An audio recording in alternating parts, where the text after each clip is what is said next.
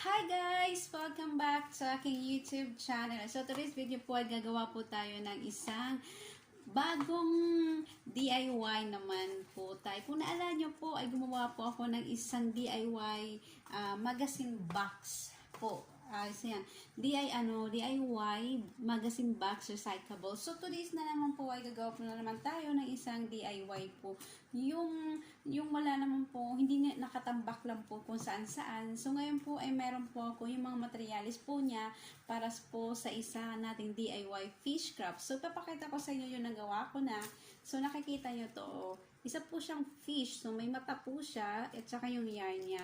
So for now, ang materialis po ng ating isda ay walang iba po ay yarn, mata niya, syempre mata ng isda, stapler, at glue, at gunting, at ang ampaw card.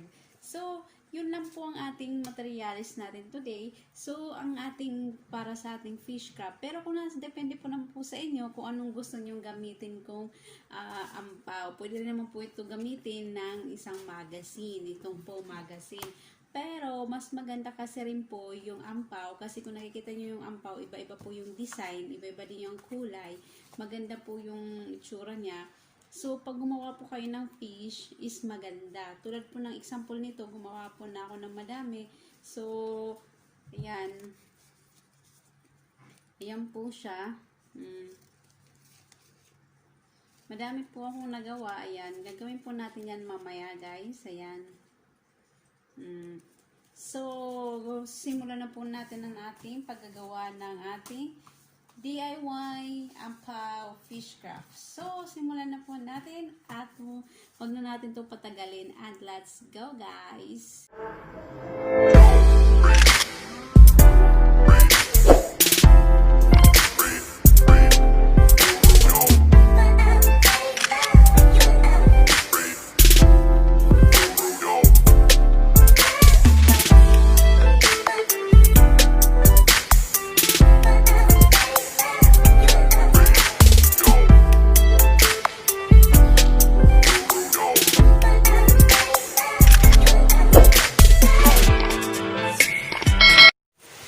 So, yun nga guys, ngayon na po, dito na po tayo, simulan na po natin ang ating paggawa ng fish craft ng ating DIY. So, nakikita nyo po, mayroon po tayong dalawang ampaw. Isa pong ito, yung kulay niya, tsaka itong red, tsaka yung pinaka pink ata kulay nito. And also, syempre naman po is, ang gagawin po lang natin nito is tutupiin natin. Each, tutupiin po natin siya ng, isa-isa. So, ayan. Kalahati, at saka yung isa rin, kalahati. Pagkatapos natin yan, tupiin, syempre gugupitin po natin.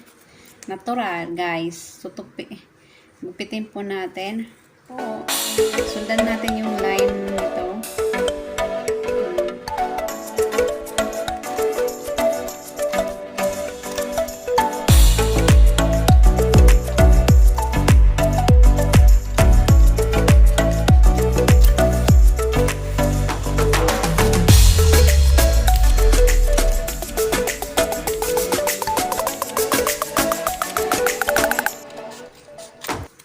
So, ngayon guys, nakikita nyo naman po is nahati na po natin isa-isa ang ating ampaw. Ayan. So, hati na po siya. Siyempre, pagkahati natin, hiwalay po natin yan. Tatanggalin natin. At ito na lang po ang matitira. So, ito po ang natira guys. Oh, ito natira. So, again, gugupitin na naman po natin sila. Ulit.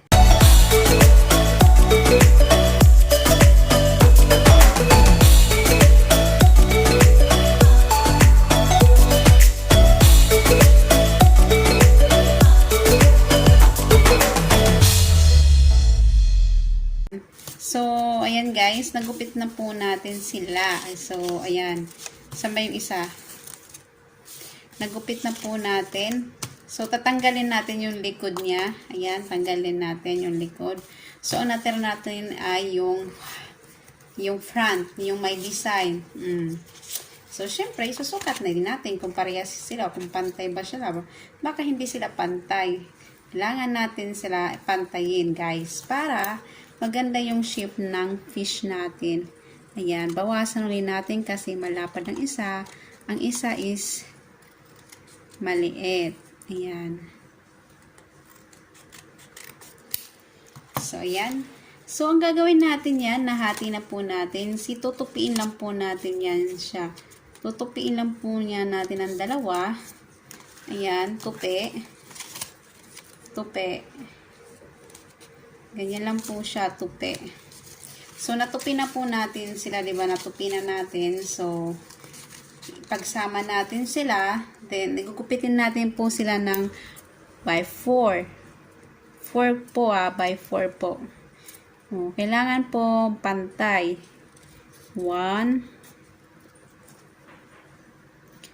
2,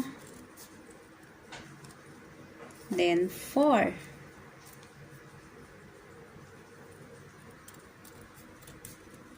Ayan. So, nagupit na po natin ng 4. Ayan. 1, 2, 3, 4. So, kung nakikita nyo, nagupit na natin. Ayan po ang itsura niya. Ganyan na po ang itsura niya. Ayan. So, ang gagawin po natin ay gagawin natin siyang ganito. Kung nakikita nyo, ganyan. So, first step, ang gagawin natin ay, syempre, ito ay ipapasok natin siya dito sa isa. Pasok natin ang isa. Pasok. Pasok. Second, ay ipapasok natin yung ito dito. Parang gumagawa po tayo ng banig. O yun. Kung alam niyo yung banig, ayan. Pasok. Ayan. Tas, yan. Ganyan po. Ganyan lang po siya. Kung nakikita nyo, yan. Then, syempre, yung isa ulit, gagawin natin ng isa. Ayan, yung isa. So, kung nakita nyo yung dito is nakalabas. Yan po siya, nakalabas. So, ang second naman po ay ipapasok natin. Papasok. And then, dito naman is labas. Ibabaw natin. Then, pasok ulit natin. Yan. In and out lang po siya. Pasok naman. Then, labas naman. So, ito naman is labas.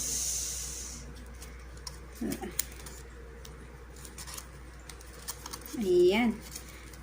So, next natin ay yung pang-apat na po siya. Pang-apat na po. Ang pang-apat na po ay syempre ipapasok natin. Ayan. Ipapasok po natin siya. Pasok. And then, sunod is labas. Then, next is ipapasok natin.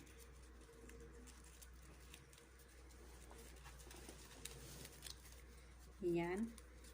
Then, sa dulo na po is, syempre, ipapasok natin siya. Papasok po natin siya. Ayan. So, ayan. So, nakagawa na po na tayo ng isa pong fish craft. Ayan. So, may fish na po tayo, guys. So, ayan. So, papakita ko sa inyo kung paano naman siya gawin fish. So, ayan na. May fish na po tayo. So, next natin sa fish na yan is, nakita nyo naman, ayan o. Siyempre, ilalagyan natin po siya ng palaman din ito. Palaman. Example, ito po, yung ginawa ko, ilalagay natin sa loob. Ilalagay natin po siya sa loob. Okay? Para naman magmukha siyang buntis. Magmukha po siyang buntis. Buntis po. Ayan. Para makita nyo. Ayan. Gupitin natin siya din eh. And, yung palikpik niya, gagawa tayo ng palikpik patawag doon. Ayan. Sa Tagalog. Then, sa kabila naman, yung palikpik niya sa kabila.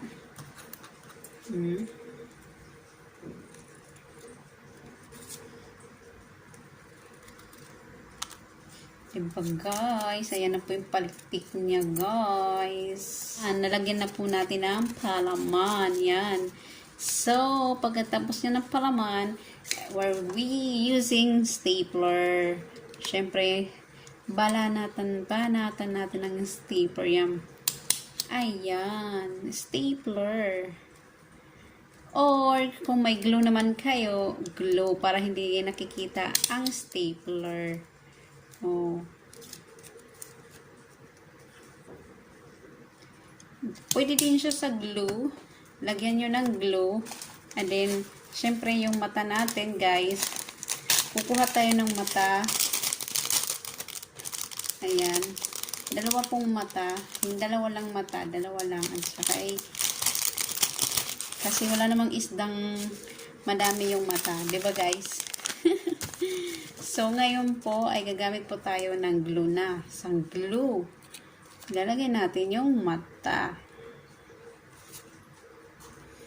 Yan, ganyan po. Yung mata niya is nasa dito po ang mata niya. Yan. So, ang mata niya ay dito natin ilalagay. Hindi yata nakikita. Panay.